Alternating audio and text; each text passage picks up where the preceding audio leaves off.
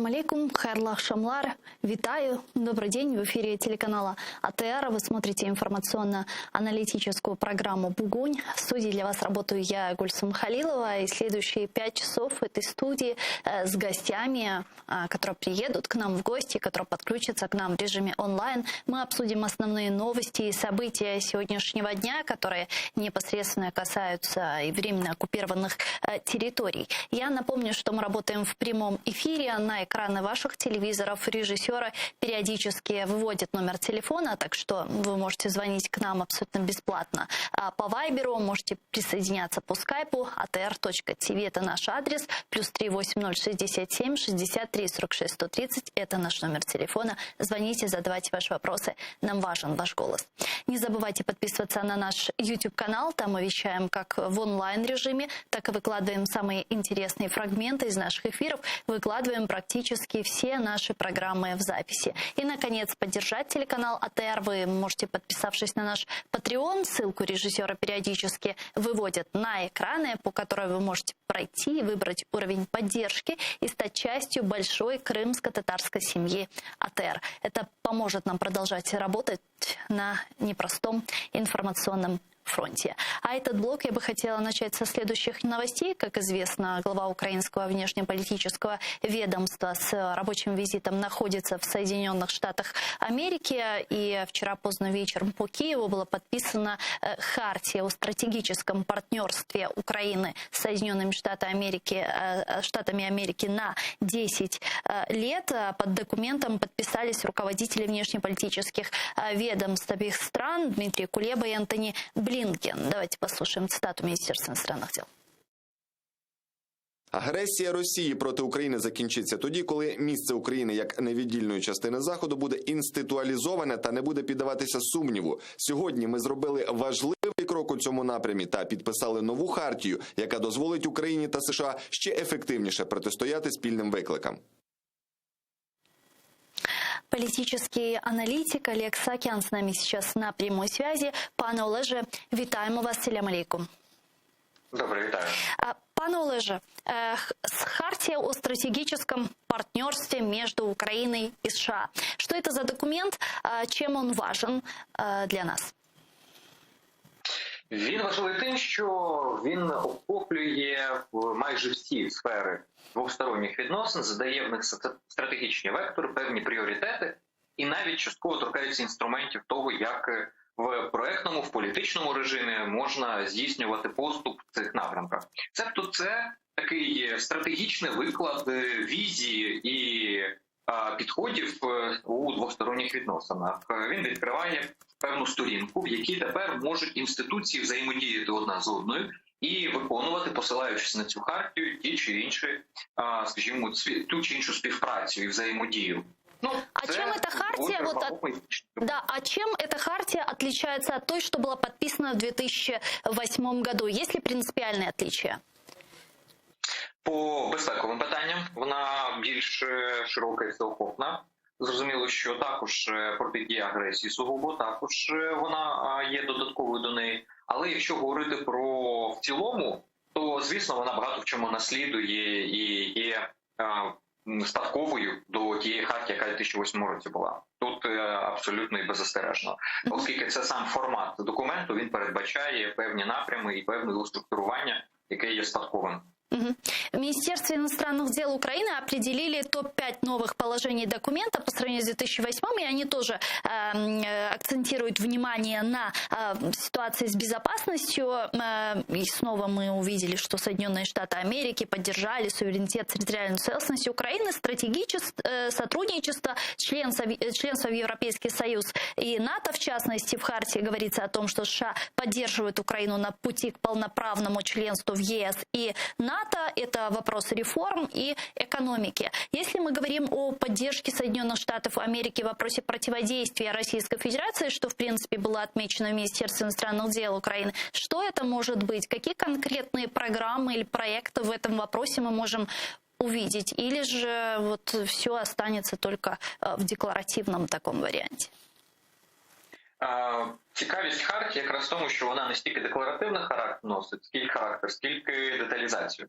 Тобто вона одразу вже дає не тільки загальні обриси за все хороше проти всього поганого, а вона по напрямках чітко розписується і доходить до конкретних речей, які потрібно зробити, на яких сконцентруватися.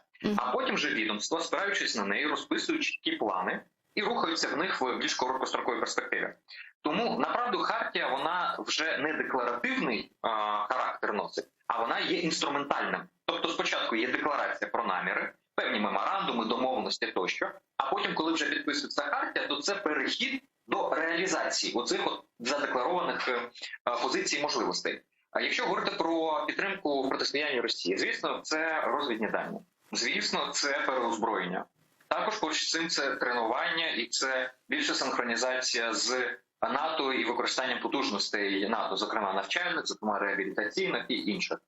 Також це важлива компонента в безпеці інформації, кібербезпеці, там, де в нас доволі непогано співпраця з Сполученими Штатами.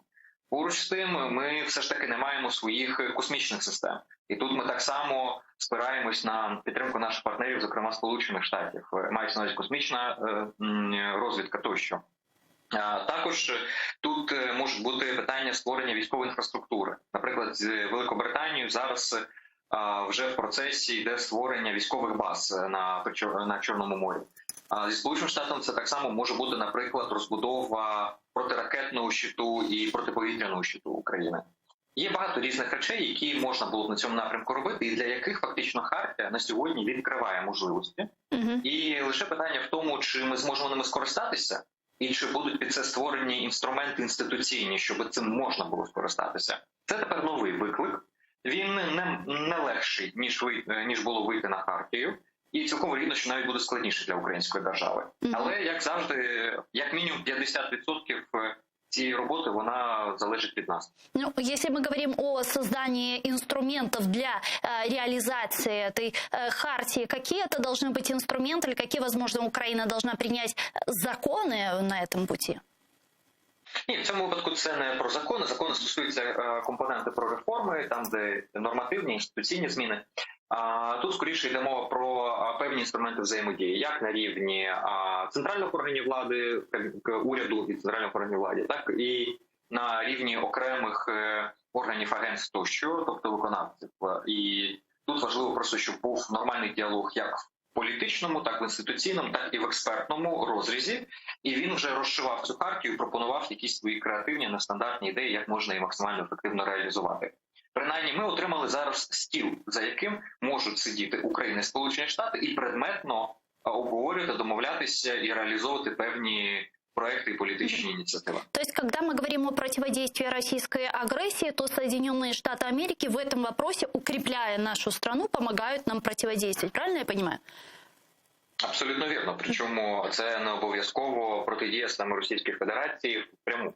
Це йдемо, наприклад, по підвищенню соціальної згуртованості по Україні. Це стійкість тих громад, які на лінії фронту і регіонів, які дотичні до цього, де в цілому України, раз. Це також питання реінтеграції внутрішньопереміщених осіб, як з Криму, так і зі Сходу України, як представників кримсько-татарського народу Криму, так і в цілому українців і не тільки представників інших етнічностей всередині України. Також це допомога інституціям бути більш ефективними, тобто починаючи від методику, завершуючи програмним забезпеченням і певним залізом, умовно, що називається, тобто жорсткою інфраструктурою, там, де в нас є проблема. Це багато різних напрямків, якщо говорити про технічну допомогу, яка здійснюється і може бути здійснена. Хартія відкриває ширші можливості в цьому. А могут ли Соединенные Штаты Америки в вопросе противодействия российской агрессии напрямую влиять на Кремль, напрямую оказывать давление непосредственно на руководство Кремля, если в случае некой эскалации в виде более радикального санкционного давления для поддержки Украины? Безумовно можуть. Ми ж бачимо всі ці роки, як Сполучені Штати в міру власних національних інтересів або розуміння сьогоднішньою, вчорашньою американською владою цих національних інтересів протидіють Росії, підтримують Україну. Інша справа, що тут очікувати, що хтось буде більшими патріотами України, ніж ми самі, і хтось буде робити більше, ніж ми, в тому, щоб Україна була сильною, в тому, щоб Російська Федерація не змогла нас перемогти, звісно, не варто. Сполучені Штати все ж таки послуговуються своїм національним інтересом, і американські політики, перш за все, дивляться на своїх виборців. Ну, продолжая тему безопасности, госсекретарь США Антони Блинкен требует от России разъяснений по поводу передвижения войск около украинской границы. Об этом он сказал в ходе совместной пресс-конференции с Дмитрием Кулебой. Я предлагаю послушать.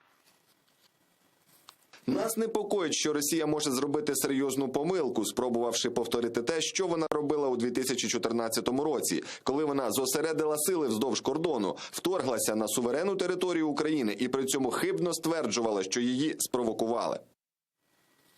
Президент Украины Владимир Зеленский впервые спустя 2 недели признал скопление российских войск на границе с Украиной. По его данным, речь идет о более чем 100 тысяч российских военных у границ. Давайте послушаем его прямую речь. Весь світ чітко бачить, хто дійсно хоче миру, а хто концентрує майже 100 тисяч військових на нашому кордоні. Шановні, обстріли і вибухи, скупчення і переміщення військ відбуваються на фронті 8-й рік поспіль. Психологічний тиск з боку Росії на нас давно не діє. Наші спецслужби, наша розвідка володіють повною інформацією. Наша армія готова дати відсіч будь-кому, будь-коли і будь-де. Ваша паніка точно не допоможе їй. Але може допомогти противнику, стати частиною інформаційної війни і принести країні не меншу шкоду, ніж бойові дії. Еще 2 недели назад зарубежные средства массовой информации, американские, Политика, Вашингтон-Пост и так далее, сообщали о очередном скоплении российских войск у границ Украины. После этого мы слышали очень много заявлений из Пентагона, в том числе и представительства Североатлантического альянса. Наши западные партнеры высказывали свою обеспокоенность в связи с этим. И при этом Минобороны и разведка Украины не реагировала на это, а точнее говорила о том, что никакого скопления не наблюдается. Вот сейчас президент Украины Владимир Зеленский сделал такое заявление. Почему для этого понадобилось 2 недели? Ну, чесно кажучи, складно це відповісти, оскільки чітких матеріалів, скажімо, чи якусь інсайду стосовно того, чому саме так відбувається, я не маю. А на відміну від деяких колег, які там люблять розповідати, що собі думає Зеленський в голові або влада в цілому, я від цього зазвичай утримуюся, оскільки все ж таки не є там психотерапевтом чи дружиною пана Зеленського чи близьким другом. Але очевидним є наступне, що була розбіжність в подачі інформації. І це є неприйнятним і недобрим, скажімо. Таких речей потрібно уникати, тому що інакше це понижує довіру до українських інституцій, до української влади, в українському суспільстві перш за все. Оскільки в нас і так, скажімо, шкутульгають на обидві ноги ці рівні довіри, а до західних партнерів в нас куди більш довірливе відношення звичайно в суспільстві, то це б'є по владі. Раз. 2. Цілком вирогідно можу припустити, що це пов'язано з тим, що наша розвідка весь час відслідковує ці пересування військ, і в принципі вони вже достатньо давно накопичили ці війська, плюс-мінус перекидання відбувалося в білоруському напрямку, якщо подивитися. Тому цілком вирогідно, що наша розвідка це розцінювала просто як чергові маневри без колосального збільшення кількості військ, тим паче перекиданням, скажімо, більше до білоруських кордонів. І тут просто виникла розбіжність в трактуванні тих же самих даних. Зі Сполучених Штатів плюс-мінус 200 кілометрів – це близько. З точки зору українського кордону із України, те, що війська перекинуті на 250 кілометрів на північ від України і на 20 кілометрів від білоруського кордону, 30, це, звісно, може трактуватися інакше. Тут действительно такой философский вопрос. А что называть близко, что называть далеко? Что такое 250 километров для танков, в принципе? Ну, звісно, це там 3-4 години ходу, якщо по Хрещатиці, ну, а так взагалі більше. Там 6 годин, умовно кажучи, з моменту старту. Але для Сполучених Штатів, звісно, великими мазками це виглядає трішки інакше. Плюс давайте не забувати все ж таки те, що наша розвідка, скажімо, скоріш за все, це передавала військова розвідка, яка трішки інакше, скажімо, моніторить ситуацію, і вони аналізують ризики безпекового характеру трішки в іншому горизонті, в оперативному, перш за все. А в Сполучених Штатах, скоріш за все-таки йшла мова там у геополітичних, більш великих мазками викликах. Але тим не менш, такої розбіжності в інформації краще не допускати. Те, що президент Зеленський зараз визнав цей момент і відреагував на нього, це добре. Це потрібно було робити трішки раніше, правда? В цілому тут є ціла низка проблем, які розкриваються всередині нашої держави. Ну, по-перше, це розкоординованість цієї інформації. По-друге, це те, що в нас прикордоння, населене прикордоння, чесно кажучи, мало готово до можливої ескалації конфлікту і до розширення театру бойових дій. починаючи від того, як діяти в умовах надзвичайного стану, завершуючи питаннями цивільної оборони і першої медичної допомоги, тощо виживання в місті, якщо воно без електрики, без води, і те, що ми спостерігали на сході України, в окупованих містах. Це, звісно, той комплекс питань, які потрібно комунікувати рівно для того, щоб люди не переживали, люди розуміли, що вони будуть робити у випадку моменту Ч. Цього, на жаль, за всі роки війни нормально і достаменно не зроблено. Зараз є певні поступи в розвитку територіальної оборони, дуже не швидкі, будемо чесними, але принаймні вони почалися і вони діють. І тут я все ж таки сподіваюся, що доволі швидкі терміни, і ця ситуація, вона ще раз актуалізує, що територіальну оборону потрібно зараз в пришвидшеному вигляді створювати, і це має бути одним з пріоритетних питань. А как вы думаете, вот если сравнивать с событиями весны, когда мы тоже наблюдали вот концентрацию российских войск у границ Украины, более масштабную милитаризацию оккупированного полуострова Азовского, Черноморского морей, вот эти масштабные учения и нынешнюю ситуацию, вот они отличаются или опять Россия пытается что-то вот этим бряцканием оружия выторговать?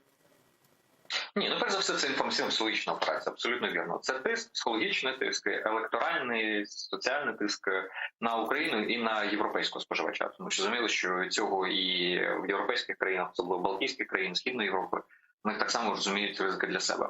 А по-друге, я не думаю, що це сильно розрізняється. І там очікувати зараз повномасштабної агресії Росії не варто від цього, але бути готовим до неї варто завжди. Я почему спрашиваю? Просто вот когда, помните, весной было стягивание войск, как раз в Соединенных Штатах Америки прошли выборы президента, и, собственно, потом Жозеф Байден позвонил Путину, мы помним, как это все преподносилось в российских пропагандистских средствах массовой информации, вот Байден вдруг испугался, решил позвонить Путину, предложил ему встретиться, и вот Путин, такой вот лидер мировой, согласился и так далее. Потом, собственно, состоялась эта Женевская встреча. То есть, очевидно, для Путина было важно встретиться с Жозефом Байденом. И вот это бряцкание оружия в том числе и было для этого сделано. А вот сейчас что? Чего пытается добиться Путин? Зараз це не про візити, не про зустріч. В Женевському форматі продовжується робота. Можна побачити, як візити відбуваються до Російської Федерації різних високопосадовців американських. Тому там робота йде, Росії зараз це не потрібно. Росія зараз тисне на Європу. З одного боку енергетична газова історія, з іншого боку міграція через Білорусь, міграційна криза, і з третього вони підтягують війська. Вони грають на декількох дошках, створюючи проблеми для того, щоб їх потім обміняти. Вже бачили заяву Лаврова, я думаю, і шановні глядачі, які він говорить, що Францію чекає доволі як там серйозна розмова про Україну. Да. Оце от є вся це скупчення і вся цей тиск рівно для того, щоб говорити з позиції сили з європейськими лідерами зараз. Фактично Росія для себе сегментувала. Вона налагодила діалог зі Сполученими Штатами. Звісно, це дуже холодний діалог. Всі розуміють, що там ні до чого стратегічно і важливого домовитись не вдасться. Будь-які історії про перекроїти мапу світу, великі домовленості, big deal і інші історії, вони ні в самих Сполучених Штатах, ні в самій Російській Федерації аналітиками і людьми дотичними до процесу не сприймаються серйозно. Це виключно пропагандистські продукти російські, які йдуть на експорт. Але те, що цей діалог і двосторонній формат він існує, це факт. І його намагаються зараз знайти чим наповнити. І Росія сегментувала, Сполучені Штати налагодила, а тепер Європа. І фактично намагається ці перемовини вести на два треки. Цебто їм вдалося, скажімо, випрацювати для себе окремі інструменти для того, щоб працювати не в режимі трансатлантичної солідарності, а в режимі окремо Європи и окремо Сполученных Штатов.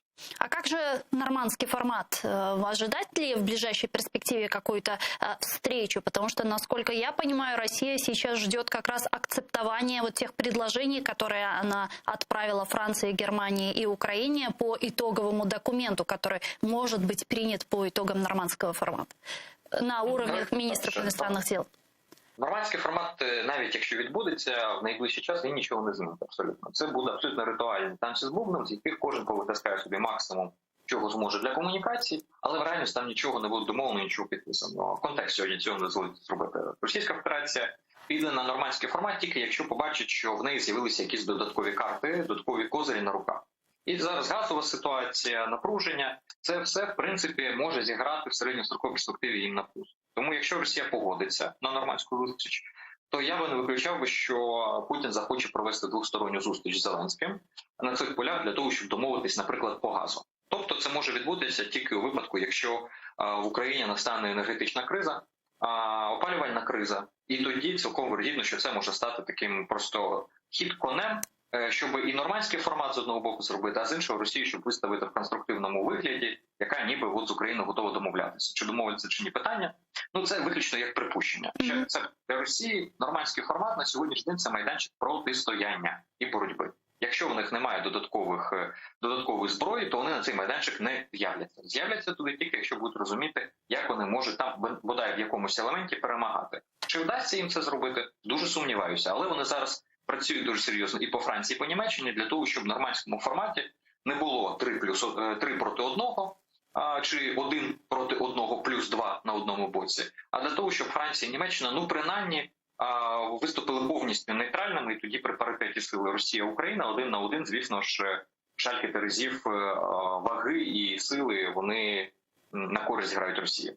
Ну, вместе с этим мы видим сейчас возникающий еще один очаг напряжения на польско-белорусской границе. Я предлагаю остановиться на этой теме чуть подробнее. В Министерстве иностранных дел Франции считают, что на сегодняшний день нет никаких оснований полагать, что Кремль как-то причастен к миграционному кризису на польско-белорусской границе. Я предлагаю послушать цитату Министерства иностранных дел Франции.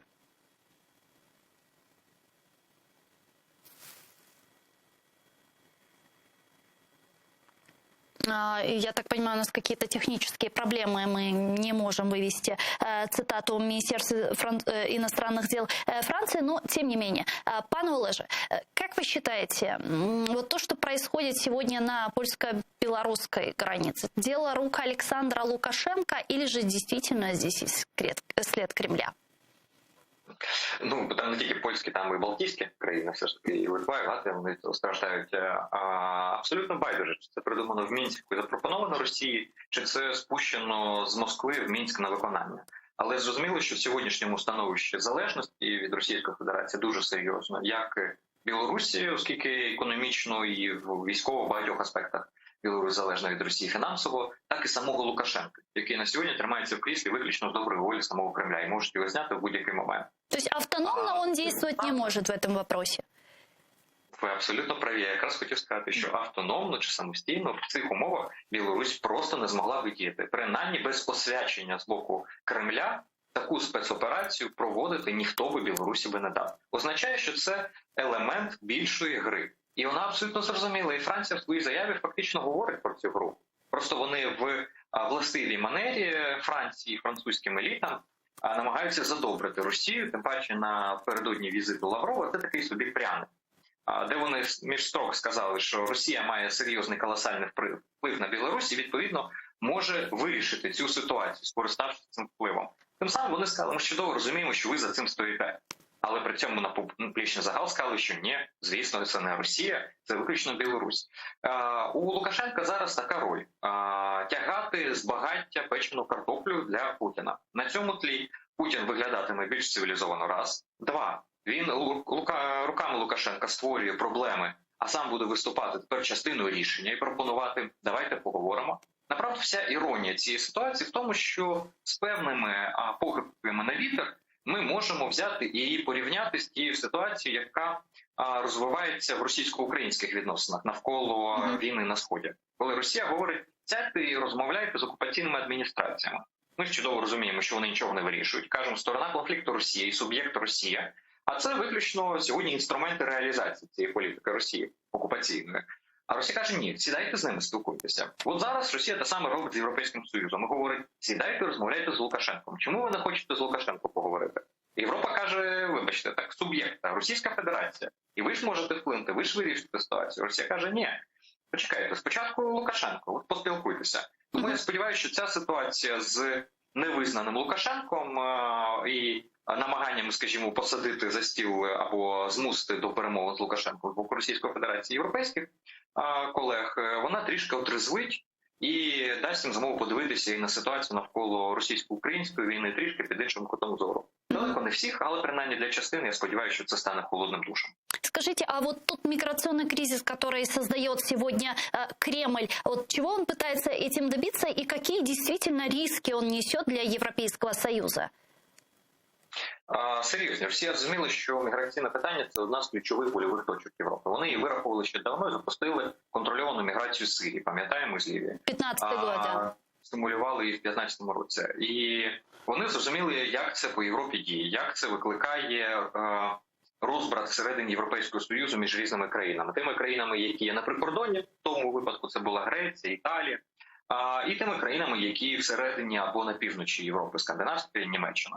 Зараз вони те саме роблять з Балтійськими країнами і з Польщею. Відповідно, зрозуміючи, що це створює додаткове напруження в польсько-німецьких відносинах, які і так назвати добрими складно, і так само між Францією, скажімо, там Польщею і Балтійськими країнами. Себто вони працюють на ослаблення самого Європейського Союзу. Раз, два, знову ставлять питання цінностей і безпеки і говорять, вибирайте або цінності, або безпека. Одне з двох, разом вони не ходять. Якщо цінності, то приймайте всіх цих біженців, давайте статус біженців їм і, відповідно, дійте згідно зі своєю нормою і цінностями.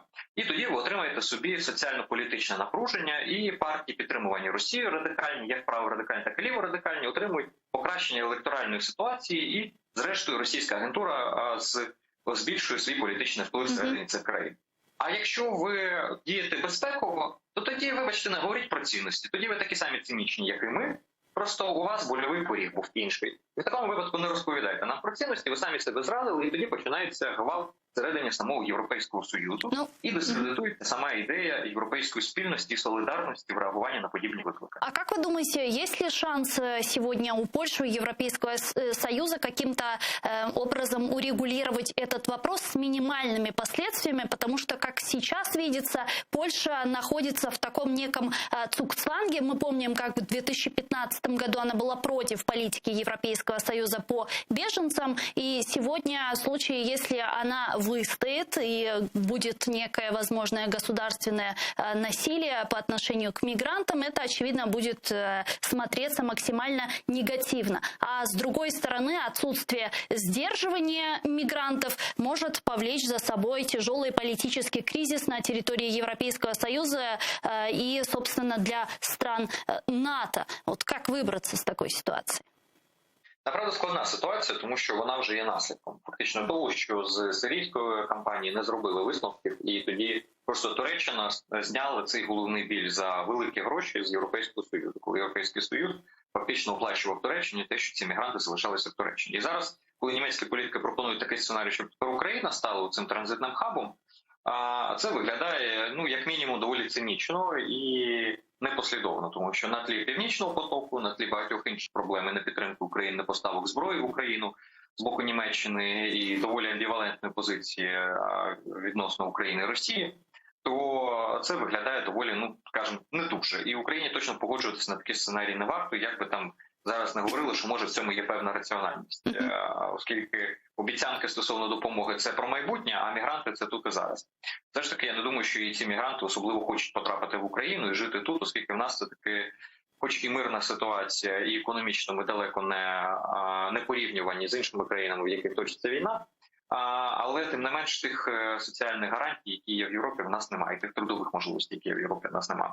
Тому для Польщі зараз дуже скрутна ситуація. Їм потрібно шукати якісь асиметричні інструменти, яким чином вони можуть з одного боку прийняти мігрантів, а з іншого боку профільтрувати, допустити тих, кого вважають за потрібне, а інших мігрантів відправити до країни або походження, або до країни, з якої вони прибули, тобто до Білорусі. В цьому випадку, я думаю, там авіатранспорт, інші варіанти можуть бути. А может ли Лукашенко развернуть мигрантов на Украину? Може, але я думаю, що це буде сценарій Б. Якщо на польському кордоні не вдасться досягнути вже жодних цілей, якщо ця ситуація просто потрібно буде її кудись спустити. Або навпаки, якщо вдасться досягнути якихось прихованих домовленостей з Європейським Союзом, то Україна може стати таким, як би так сказати, з хворої голови на здорову перекинути проблему. І ми маємо бути готові рівно до такого ж сценарію. Приймати цих людей і депортовувати. Тих, хто реально не несе загрози, ті, хто реально готовий соціалізуватися, звісно, ми можемо прийняти. Як будь-яка цивілізована країна, люди біжуть від війни. Вони є заручниками цієї ситуації. Нам чудово зрозуміло, що таке війна і що таке внутрішня міграція. Ми 2 мільйони внутрішньо переміщених осіб прийняли всередині країни. Уявіть собі якусь іншу європейську країну, в яку би прибуло або перемістилося б водночас 2 мільйони населення всередині. В будь-якій країні просто система би посипалася. Ми як суспільство виявилися куди більш підготовлені до таких викликів, ніж більшість європейських країн. Тому я думаю, що і тут ми, направду, для нас це не буде критичною ситуацією. Але те, що ми маємо більшу частину з цих людей депортувати або в Білорусь, або в країну їх походження, це точно. І ми маємо діяти тут доволі чітко, холоднокровно и рационально. Да, ведь разница в том, что мы принимали своих граждан со своих же территорий, а здесь мигранты с Ближнего Востока. Безумовно. Тому я кажу, що, звісно, ми маємо більшу частину людей все ж таки депортовувати, які не бачать свого майбутнього в Україні. А стати транзитною точкою до Європейського Союзу, щоб ці люди в нас стали тепер проблемою на західних кордонах з Польщею чи з Угорщиною, це, мабуть, було б також не самим мудрим рішенням. Тому маємо задекларувати чітко, як ми будемо діяти заздалегідь. Ну і плюс посилювати кордон, само собою. Тут вже українські служби зробили заяви відповідні, що вони на цьому напрямку працюють. Дякую вам дуже, пане Олеже. Чохсагу, що знайшли время і підключились к нам в ефір. Політолог Олег Саакян був з нами на прямому зв'язку. Нелегальные мигранты, которые разбили лагерь на польско-белорусской границе, не собираются задерживаться в Польше. Главная цель этих мигрантов – попасть в Германию через внешнюю границу Европейского Союза. Об этом сообщает пограничная служба Польши. Я предлагаю послушать их цитату. Білорусь створює та утримує лігво. Усі люди, які там зібралися, мають одну мету – потрапити до Німеччини, перетинаючи зовнішній кордон ЄС. Вони не шукають захисту в Польщі. Министр иностранных дел Беларуси Владимир Макей пригрозил Польше в случае размещения войск НАТО на границе. Ранее лидер польской оппозиции Дональд Туск призвал провести консультации на уровне НАТО по поводу ситуации с мигрантами. Любые размещения войск повлекут адекватные ответные меры со стороны союзного государства, как это предусмотрено военной доктриной. Ну, а на брифинге по итогам заседания РНБО Алексей Данилов прокомментировал заявление немецкого парламентария Нильса Шмидта о том, что нелегальных мигрантов с границы Беларуси необходимо переместить в Украину. Прокоментувати дуже просто. У нас на засіданні Ради нацбезпеки оборони це питання, скажімо так, ми розглядали цю відповідну заяву пана Шмідта. У нас є пропозиція соціал-демократів Німеччини взяти собі додому, скажімо так, по 2, по 3, по 5, скажімо так, до себе. От, якщо мало місто в Бундестагі, у них там є кабінети, хай вони беруть їх до себе і хай вони там знаходяться. От, чого це, з якого переляку ми маємо їх брати до себе, якщо німці про них мають піклуватися. Ну, якщо... Таке було питання. Дуже дивно, коли німці починають, скажімо так, нам розповідати, що нам з цього приводу робити. Така пропозиція, до речі, прозвучала, і я не жартую, що саме соціал-демократам з цього приводу. С нами сейчас на прямой связи политолог-международник и аналитик Интерньюз Украина Владислав Фарапонов. Пане Владиславе, вітаємо вас. Салям алейкум. Добрый вечер, витаю. Да. Пане Владиславе, на ваш взгляд, чего добивается Александр Лукашенко или Кремль руками Александра Лукашенко, создавая миграционный кризис на польско-белорусской границе?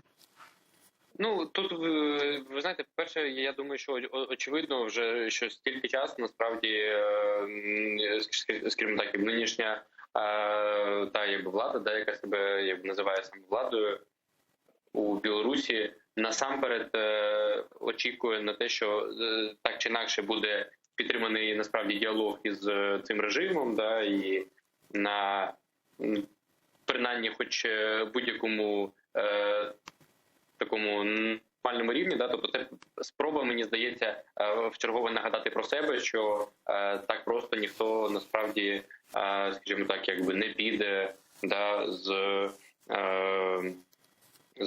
скажімо так, Мінська, тобто тут мені здається, що насправді питання в тому, щоб змусити Європейський Союз говорити з цим режимом напряму.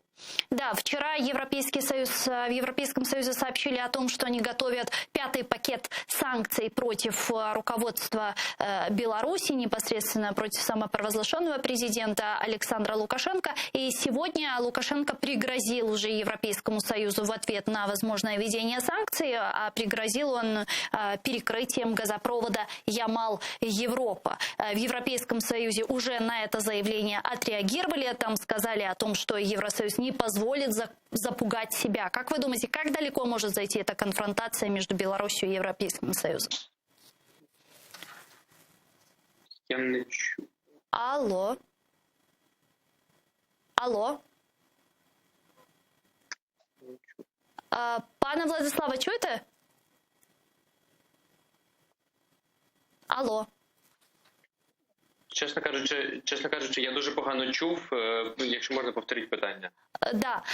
Пане Владиславе, сегодня самопровозглашенный президент Беларуси Александр Лукашенко пригрозил Европейскому Союзу в ответ на те санкции, на 5-й пакет санкций, которые они хотят ввести, отключением газопровода Ямал-Европа. Как далеко может зайти Лукашенко в конфронтации с Европейским Союзом?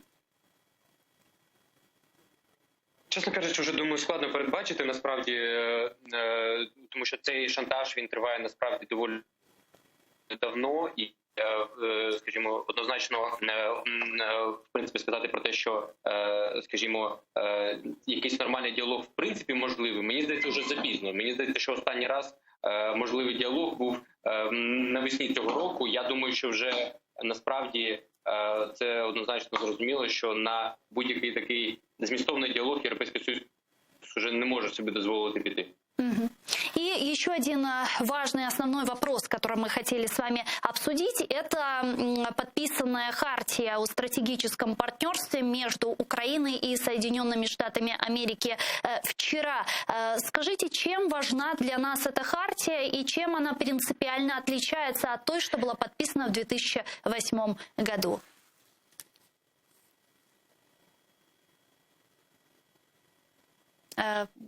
Повторіть, дуже поганий зв'язок. Повторіть, будь ласка. Пане Владислав, зараз чуєте? Алло? Да, пане Владислав, основной вопрос, который мы хотели с вами обсудить, это вопрос подписания хартии о стратегическом партнерстве между США и Украиной. Скажите, чем важна для Украины эта хартия, что именно она себя включает и чем она принципиально отличается от той, что была подписана в 2008? І тут я би сказав, що перший важливий факт, що вона насправді дійсно оновлює той спектр відносин, який можна називати, який в принципі може підпадати під поняття стратегічне партнерство. Тому що однозначно, що документ 2008 року він не відображав насправді ні прагнень України, ні готовності Сполучених Штатів реагувати на ті чи інші двосторонні чи багатосторонні виклики. Тому тут дійсно була потреба його оновити в цілому. Щодо конкретики, то тут насправді це підтримка у реальній боротьбі з Росією, це підтримка, в принципі, Кримської платформи, це підтримка так званого, в принципі, економічного плану трансформації, і той масштабний, який був презентований під час візиту президента до Вашингтону 1 вересня. Знову ж таки, це де-факто готовність взагалі проводити, тут саме по собі хартія, вона цим важлива, що вона розблоковує комісію з питань стратегічного партнерства. Тобто, що це свідчить про те, що американці готові стратегічно розмовляти на різні абсолютно теми. Тобто це як обмін, наприклад, розвідданими, так і посилення двостороннього партнерства. Тобто ми бачимо, що насправді документ доволі такий, я би сказав би, різноманітний, так само, як і, в принципі, як і той візит Володимира Зеленського до Вашингтону. Тобто, де-факто, це ще один вимір, продовження того візиту, продовження візиту до Києва. Тобто, сумарна, насправді, скажімо так, сумарна така і порція тих поінтів, які оголошувалися і були насправді оприлюднені ще раніше. Дякую вам дуже, пане Владиславе. Чухсагуна, що знайшли время і підключились к нам в ефір. Владислав Фарапонов був з нами на прямому зв'язку, політолог-американіст та аналітик Інтерньюз Україна. Возвращаюсь к теме напряженности на польско-белорусской границе. Украина также начала усиливать охрану границ с Белоруссией и решили задействовать пограничников, нацгвардейцев, которых также привлекут силы территориальной обороны. Давайте послушаем цитату. Ми сьогодні приймаємо рішення про посилення присутності Державної прикордонної служби на україно-білоруському кордоні. Сьогодні були визначені ділянки найбільш можливі для масового скупчення мігрантів коло державного кордону, і також буде посилено державний кордон силами Національної гвардії та Національної поліції. А сегодня министр внутренних дел Украины Денис Монастырский отправился в Волынскую область для проверки готовности защиты украинской границы от искусственно созданного миграционного кризиса со стороны Беларуси. Вместе с главой Госпогранслужбы Сергеем Дейнеко и главой национальной полиции Игорем Клименко и заместителем главы Национальной гвардии Украины Юрием Лебедевым будут отрабатывать действия по защите от возможной попытки прорыва украинской границы искусственно организованной толпами мигрантов. А как мы отмечали выше, белорусский диктатор Александр Лукашенко сегодня отреагировал на информацию о подготовке пятого пакета санкций Европейского Союза и пригрозил перекрыть газопровод Ямал-Европа. Я предлагаю вместе послушать его прямую речь. Польша нас пугает, что закроет границу. Пожалуйста, закрывайте. Меньше беглых туда будет перемещаться. Вопрос не в этом. Я просто послушал этих мерзавцев, которые вообще безголовые. А если мы закроем транзит через Беларусь? Через Украину не пройдешь, там российская граница закрыта. Через Прибалтику туда, к Эстонии, дорог нет. Если мы закроем для поляков, и, к примеру, там для немцев, что будет тогда? И мы не должны, защищая свою суверенитет и независимость, останавливаться ни перед чем. Мы сегодня увеличили через Беларусь прокачку природного газа, заполнен Ямал-Европа. Мы обогреваем Европу, они нам угрожают еще, что они закроют границу. А если мы перекроем природный газ туда? С нами сейчас на прямой связи политический аналітик, народний депутат України 4, 5, 6 скликань, пан Андрій Шкіль. Пане Андрію, вітаю вас. Селям алейкум. Вітаю, Гусом.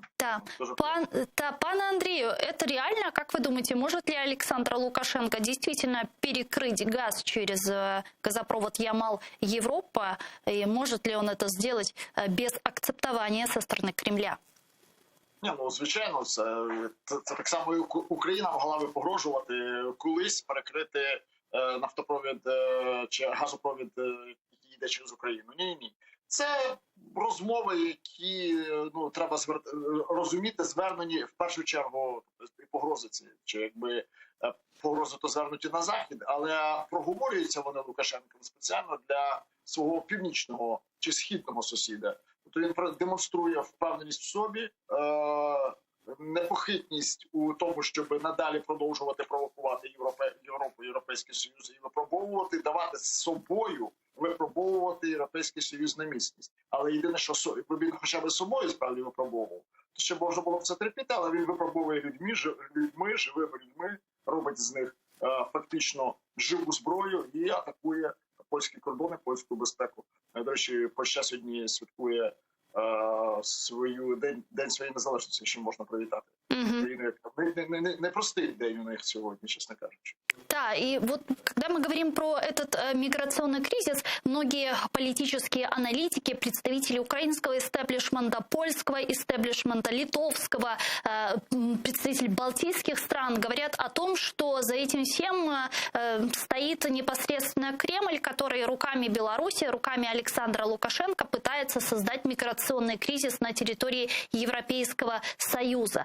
Сегодня мы услышали заявление Министерства иностранных дел Франция, которая сообщила о том, что на сегодняшний день нет никаких оснований полагать, что Кремль как-то причастен к этому миграционному кризису. Вот как оценивать это заявление и почему вот страны, скажем так, старой Европы так упорно отказываются видеть след Кремля в этих процессах? Ну, це в своєму виступі, до речі, добре сьогодні охарактеризував Анджей Дуда, президент Польщі. Він сказав, що Польща не тільки демонструє своє бажання бути незалежною, але і відчуття небезпеки загострене, тому що не так давно здобула Польща свободу. Все-таки здобула 100 років тому, потім втратила, опинилася під совєтською окупацією фактично. Тому з країни далекого зарубіжжя, Західної Європи, вони далі від Росії і реагують на це по-інакшому. Бо фактів, звичайно, жодних довести, що саме Росія організовує цих мігрантів, але є так звані дотичні до цих подій процеси, які відбуваються.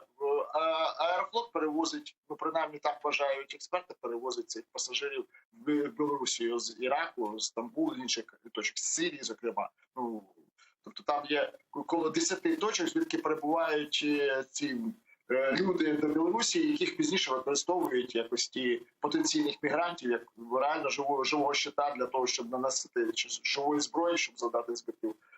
І європейській безпеці в першу чергу безпосередньо Польщі. Ну, але треба завжди реагувати на тих, кого це безпосередньо торкається. Так, Західна Європа може по-своєму в один спосіб реагувати, але прем'єр-міністр Польщі Мазовецький чітко в виступі сказав, що виконавцем є Лукашенко, а замовником всього цього, що виконує Лукашенко, є Путін.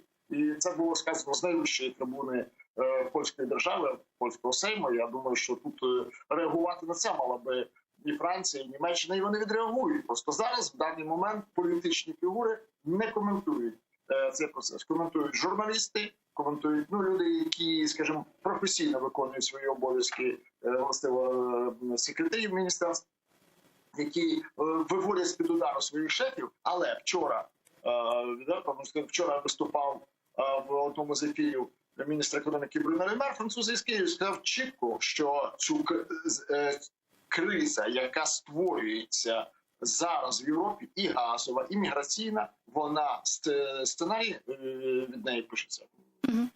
Не в Білорусі, бо питання було про Білорусію, а значно північніше.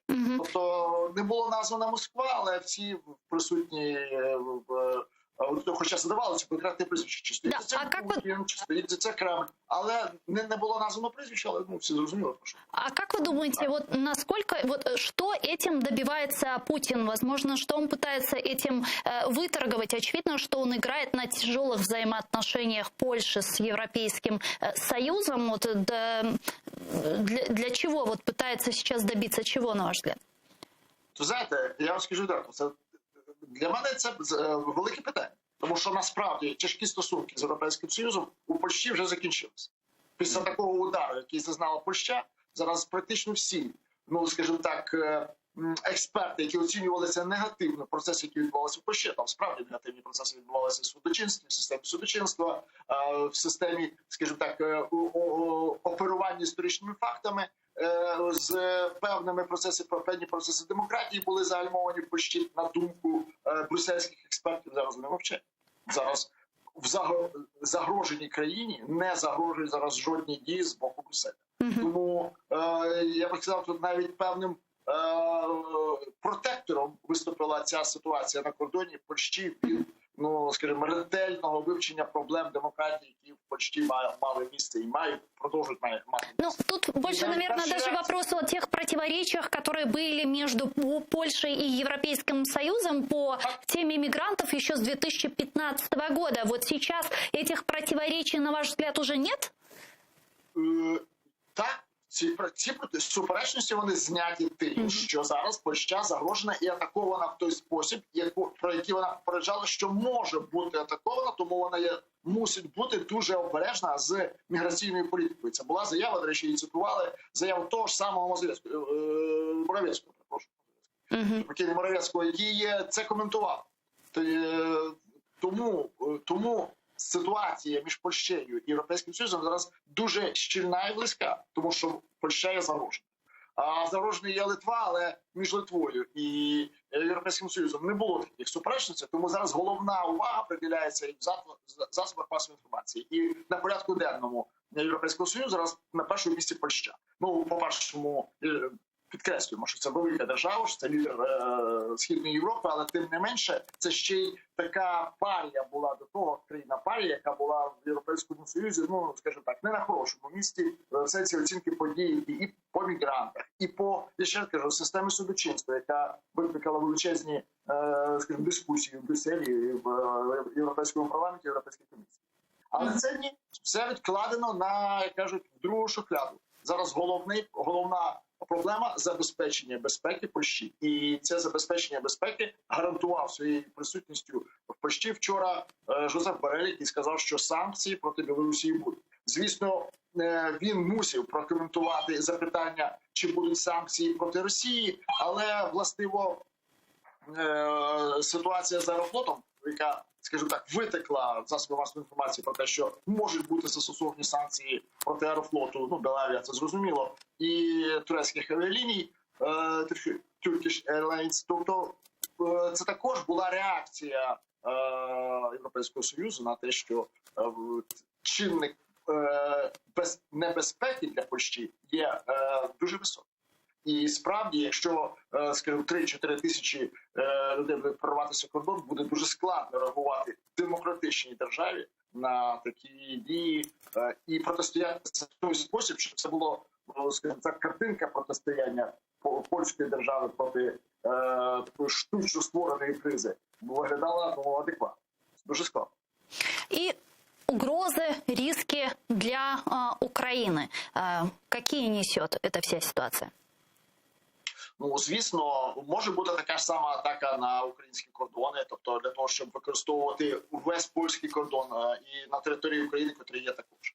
Не думаю, що загрожена українська держава як країна проживання тих нещасних людей, яких використовують як зброю Лукашенко, диктатор. Він себе називає останній диктатор Європи. Разом з Путіним. Вони використовують людей як зброю для руйнування єдності Європейського Союзу. Не вийшло. Принаймні вони будуть руйнувати прикордонну територію Європейського Союзу. Можливо, буде використана для цього і українська територія, українсько-польський кордон. Але це малоймовірно. Малоймовірно, є інша інформація, про яку ми можемо говорити, про те, що якась частина цих мігрантів могла би бути тимчасово розташована на території України, але я не бачу сенсу в цьому. Ну, вчера, помните, представитель немецкого Бундестага предложил разместить этих мигрантов на территории Украины, пока Европейский Союз будет решать вопрос размещения на своей территории. Так, вот как воспринимать такое заявление?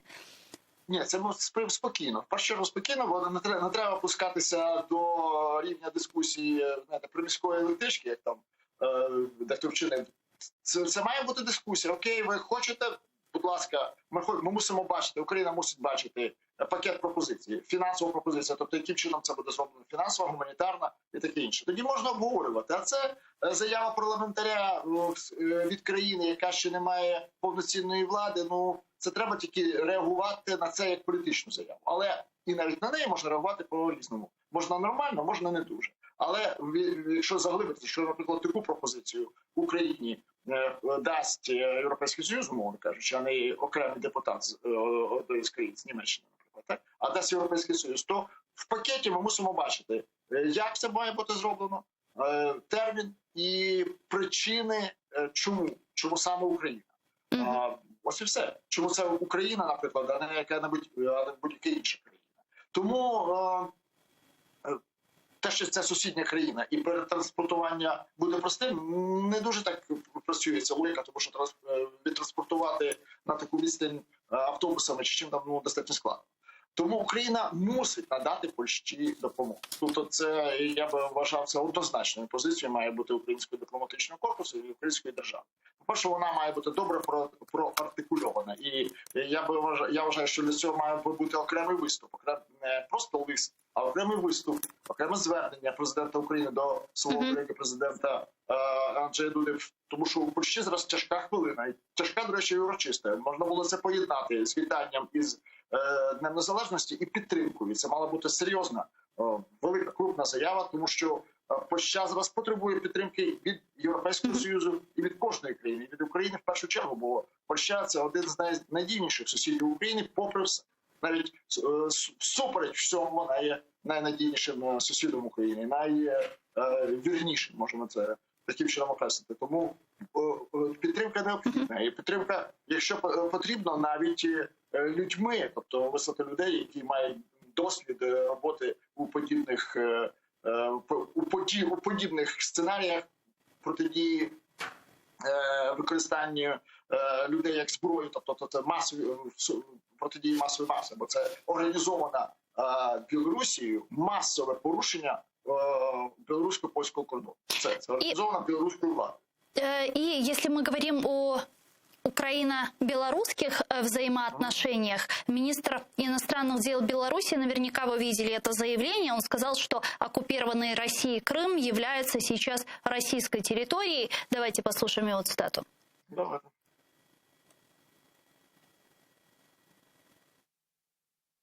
Мы понимаем в реальности, что Крым является сейчас российской территорией. Давайте исходить из этого.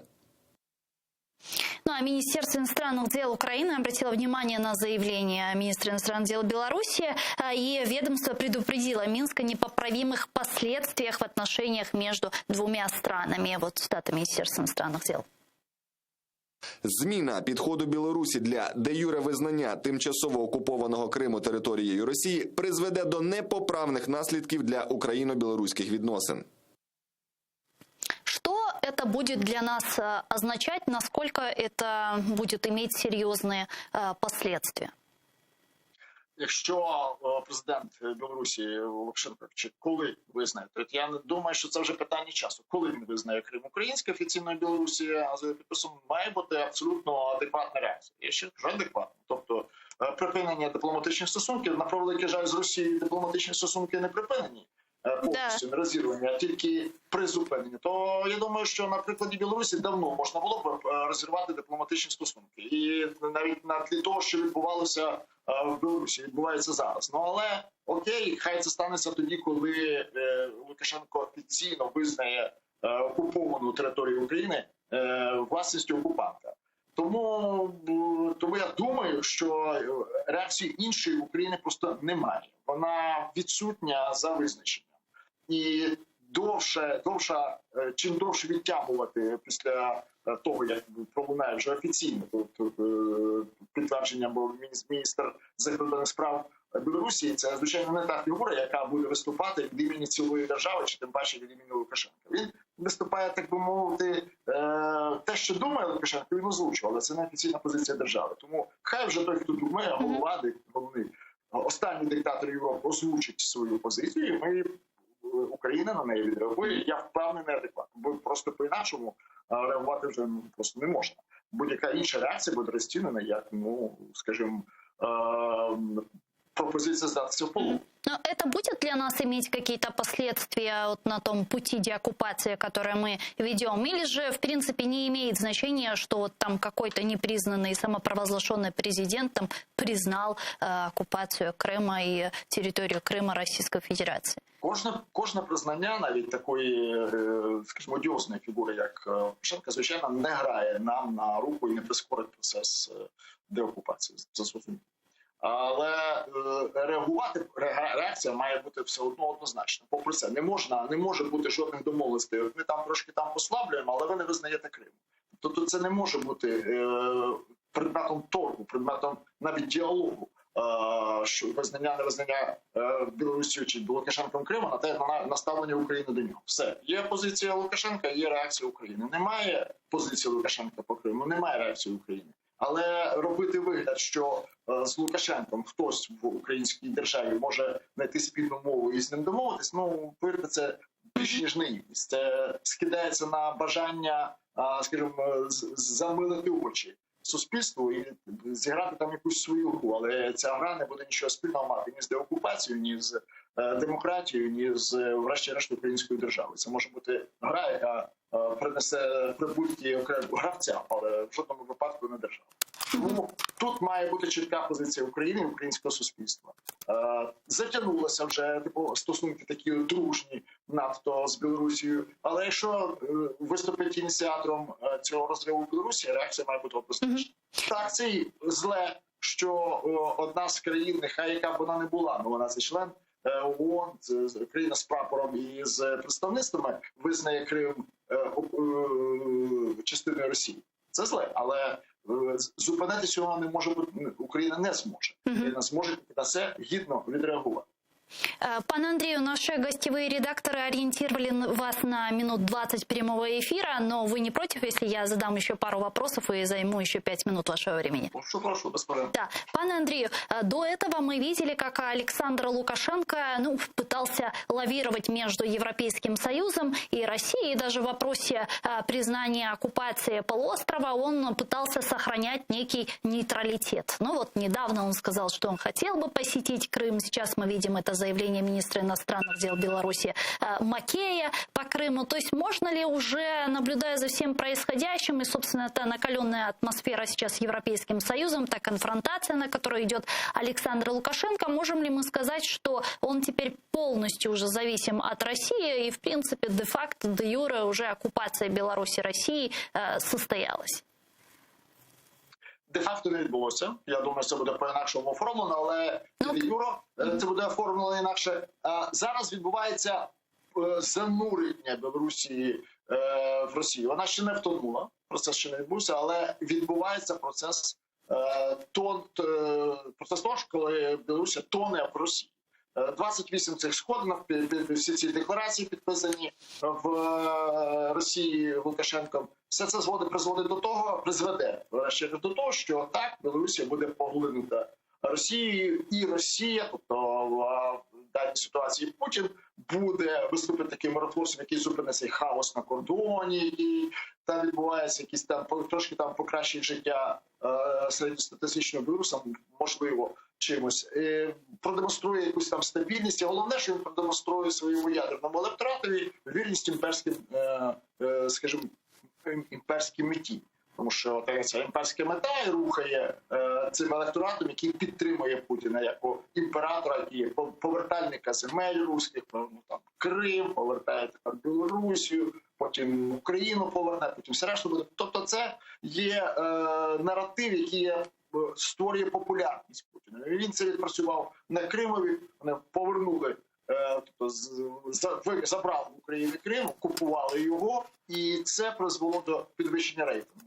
Війна в Україні не підвищила так сильно рейтинг Путіна. І тому він хоче безкровно, так би мовити, без шуму, як кажуть, і пилі, приєднати Білорусі до себе. Це буде оформлено як відновлення імперії, відновлення країни, яку він там втратив, чи вони там втратили велику, на думку Путіна і кремлівського його оточення. Це буде зроблено. Цей процес зараз триває. Він ще не завершився. Чи зупинять його хтось на Заході, я думаю, це вже не станеться. Якусь там ще таку трошки дитячу, я би сказав, дитячу наївну гру пограють з ним, але з Лукашенком, але процес вже відбувся. Тут просто мы зараз будем слідкувати за его завершенням. В таком случае мы получим еще 1000 границ с потенциальным агрессором. Так, 1000 кілометрів кордону з потенційним агресором. На превеликий жаль, так. І, до речі, ті всі війська, які зосереджені біля України, вони зосереджені для того, щоб з одного боку частина з них і буде перекинути в Білорусі, але з другого боку демонструвати, що спочатку Білорусі, а потім Україна. І це буде таке фактове підтвердження намірів. Звісно, побачимо, які будуть реалізація цих фактових намірів. Але те, що Білорусія, тобто вже фактично є завтра, стати частиною Росії, формально якісь збережуться, є ж там Татарська республіка автономна, якісь є інші утворення формальні в Росії, хоча є там є Чечня, є Кавказька республіка, але тоді вже буде де-факто і де-юре. Де-факто це вже завершиться дуже швидко, а де-юре, я думаю, це десь після Різдва одразу, чи десь напередодні. Це тут сценарій може на весну, але це питання місяців, це не питання року, це питання місяців. тому що суспільне повстання, яке відбулося і було задушене, криваво задушене Лукашенком. Протистояння на кордоні, це взагалі це мегапровокація, до якої Путін би, напевно, і Путін не наважився на неї безпосередньо, на таку тривалу провокацію проти потенційного покупця його газу.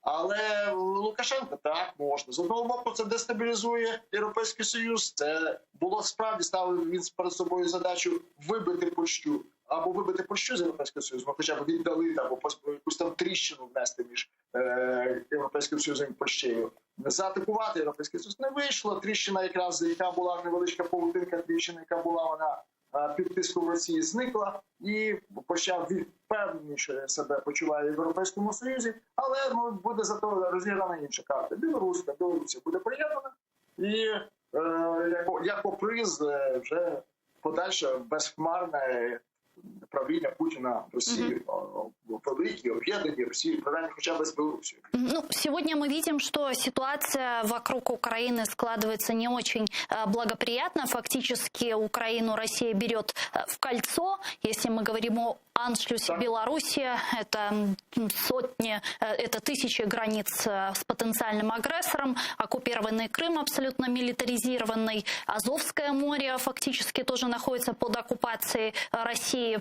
Вместе с этим мы говорим еще о Приднестровье, где сохраняется российский анклав, российский военный миграционный кризис на границе Польши и Беларуси. Вместе с этим Россия создает еще и энергетический кризис как на территории Украины, так и на территории европейского континента. Как вы думаете, вот как быть в Украине в такой ситуации в случае возможного вторжения России в Украину? А сегодня мы видим в том числе и концентрацию российских войск у границ Украины.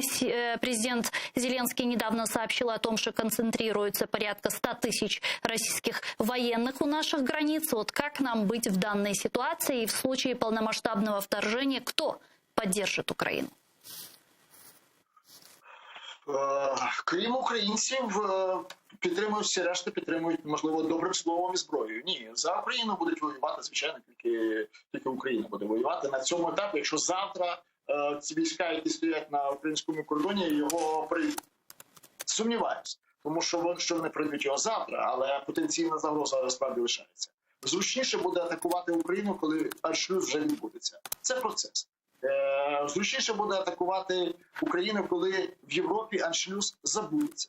Це також процес. І зручніше буде атакувати Україну тоді, коли Україна буде роз'єднана і слабка. А це вже буде залежати від українців, які мають використати ці два тривалих процеси аншлюсу і його, скажімо так, запудрювання в європейській свідомості для того, щоб захистити себе, підготувати себе до потенційної атаки з боку Росії. Звичайно, що Україна після Білорусі є друга. Звичайно, що в Кремлі хочуть бачити такий самий аншлюз між Україною і Росією.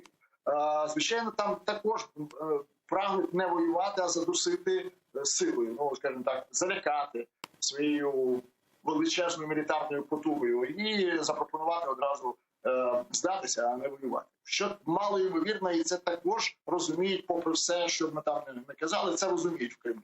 Тому Україна має шанс, десь двохрічний шанс для того, щоб забезпечити себе від, ну, скажімо так, зменшити бажання Кремля пропонувати робити аншлюз. Для цього треба в першу чергу зміцнитися внутрішньо. Тобто, принаймні відсунути якомога далі. На принаймні хоча б 3-4 роки внутрішній конфлікт український і будувати структуру, яка би могла захистити себе в подальшому. Тобто це має бути розвинуто. Завершити реформу армії, реформацію, вже яка там на якомусь етапі почалася, але її треба негайно завершити. Дати врешті-решт порядок судам, тобто повернути довіру до держави для того, щоб інвестор прийшов сюди і своїм капіталом також допоміг захищати Україну. Бо чим більше буде інвестовано капіталу, тим дорожчою буде атака на нього Кремлю. Це одна з таких фондів економічної безпеки. Друге, потужно зараз інвестувати в розвиток стосунків з країнами-сусідами. Тому що сусіди не зацікавленіші в тому, щоб безпека була на кордоні. Це в першу чергу, так само Польща. Щоправда, можливо, атака на кордон Польщі є частиною дестабілізації українського сусіда, а не стільки навіть європейського сусіда чи європейського союзного сусіда Польщі, бо вона є дуже важливим чинником безпеки Європи. Польща. Якщо вона буде дестабілізована Росією, проблема для України буде значнішою, більшою. Розвивати стосунки зараз треба обов'язково поглибити, і так вони розвинуть себе, з Туреччиною і Румунією, тому що Туреччина і Румунія – це безпека Чорного моря. Так, можуть 1000 кілометрів кордону білоруського, які після аншлюсу, це небезпека. Але коли буде Чорне море вільніше, і коли в Чорному морі будуть не тільки дружніми американські, але й турецькі і румунські флоти, то тоді Україні буде легше провадити зовнішню торгівлю, зокрема дешевими морськими шляхами, що цілком ймовірно. І найголовніше – інтенсифікувати процес долучення до Європейського Союзу. В першу чергу почати це з енергетичного пакету. В першу чергу, тому що Україна загрожена енергетично, і Україна має стати членом Європейського енергетичного пакету, Європейського енергетичного суспільства. До речі, на питання, яким чином боротися з російською газовою атакою на Європу, міністр економіки Франції відповів: будувати більше новітніх ядерних реакторів. Україна має на це також звернути увагу, тому що розвивати стосунки з тими країнами, які зараз інвестують в сучасні ядерні технології, і будувати нові якщо не блоки, то принаймні навіть замахнутися на нову станцію атомну, тому що атомна енергетика, вона зараз найдешевша і найменше задає болю в природі планеті Земля, тобто найменше викидів вуглекислого газу після перетворення, скажімо, вироблення енергії, паливно-важливої енергії. Тому дякую. Це все складові. І ці складові мають бути в житті України.